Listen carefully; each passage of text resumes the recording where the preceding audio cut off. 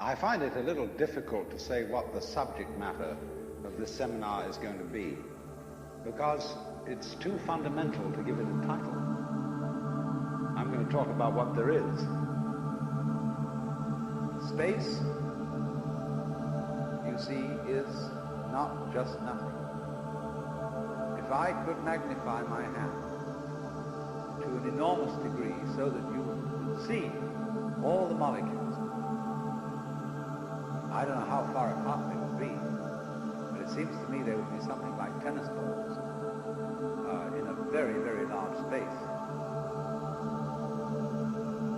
And you look, when I move my hand like this, and say, for God's sake, look at all those tennis balls. They're all going together. Crazy. There are no strings tying them together. Isn't that weird? No, but there's space going on. Space is a function of, or it's an inseparable aspect of, whatever solids are in the space. And you just don't get one without the other. So the moment you see that intervals, that space is connected, you can understand at once how you are not just to be exclusively defined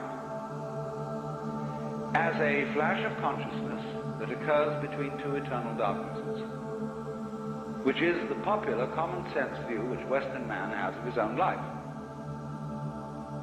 The Earth is not a big rock infested with living organisms any more than your skeleton is bones infested with cells.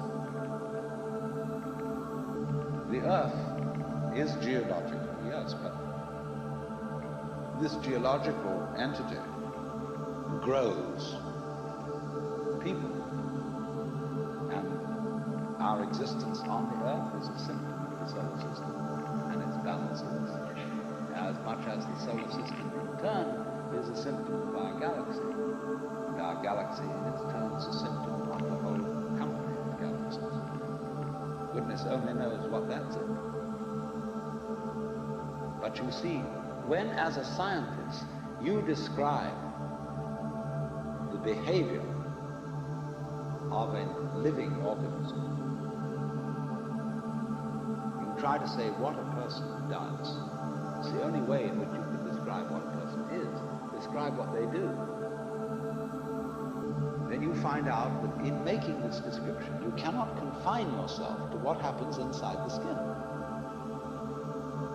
In other words, you can't talk about a person walking unless you start describing the floor. Because when I walk, I don't just dangle my legs in empty space. I move in relationship to a room.